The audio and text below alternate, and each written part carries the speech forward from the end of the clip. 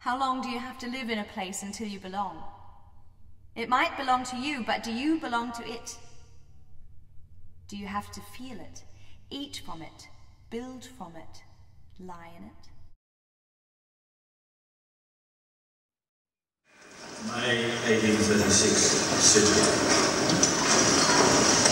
My name is Eliza Fraser. I am 37 years old and a mother of three. Jane 11, Jane 12, and David 6. And soon to give birth to my fourth.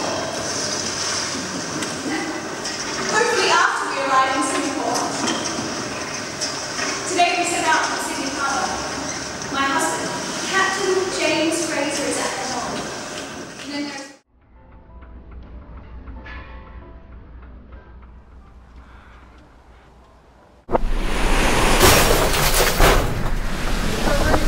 We're struck a reef!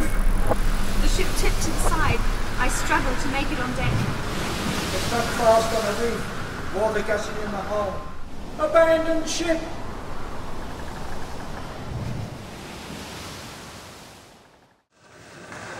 at first I wept with fear from pain and bleeding blisters, but then the pain from deep within became more primal still.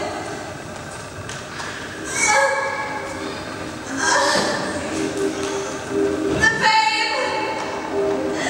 And so I bore the pain. There in a longboat, lost at sea, surrounded by 11 men and another sinking boat. The bay, a bundle cast afloat one dark and dismal night. I tried not to look, knew such a sight would haunt me still, but could not drag my eyes away. I went on. It barely took one breath and struggled to feel the waters from its chest. What hope could there be for life with such a watery environment? My eyes are dry, my throat is parched. First with grief, but now just thirst.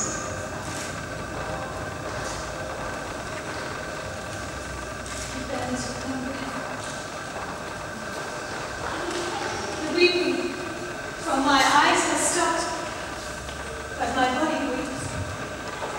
The soul withers, but the body endures.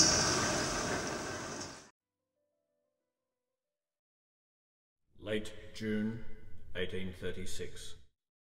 And when they reached the fatal shore, its name is called Wide Bay, the savages soon them espied, rushed down and seized their prey, and bore their victims in the boat into their savage den. To describe the feelings of those poor souls is past the art of man.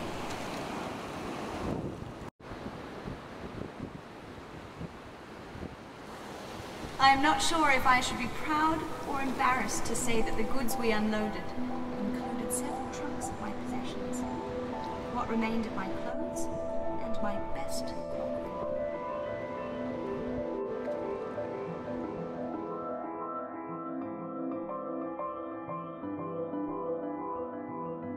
It is ironic that this place where we landed came to bear our name, when my husband was insistent we should not land. Kagari it was called, now Fraser Island. Rough hands inspecting parts which never see the light of day.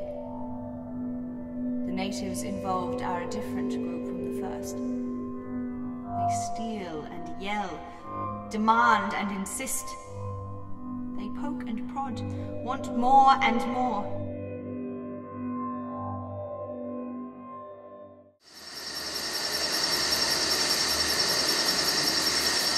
I'm so cold and frozen to my very heart. Through every layer of my body the cold has crept. It is impossible to sleep. And I shiver and scratch. I try to wrap the bark around me and creep as close as I can to the campfire embers. I am barred from the natives' huts. I sleep with the dogs and the fleas. I wait for the dawn and wonder if it will be my last. as Virgil described the ferryman sailing at night. And like the tortured souls who must pay a price to take the boat across the river Styx, from the world of the living to the world of the dead, I too had to pay a price.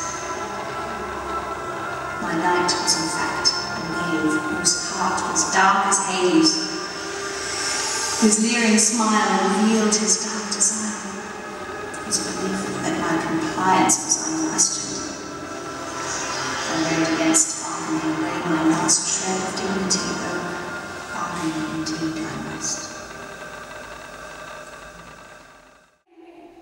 John Graham was a convict man transported to Moreton Bay. He had escaped the brutal existence there and lived with the natives for some years before being recaptured. He had volunteered to assist in my rescue, and through this act he demonstrated the most noble of sentiments. I have come to save you, ma'am. And in that moment, I knew he would.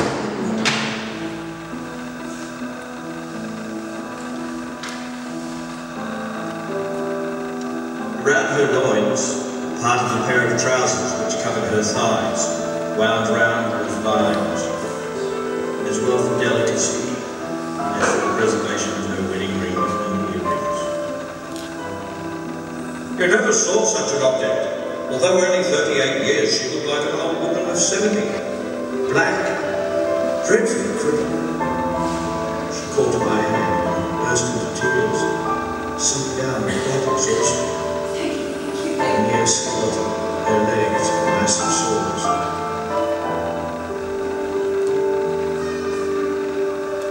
So we set up that beach again, walking through the night. Lieutenant Ottoman and Mr. Graham showed me the greatest kindness.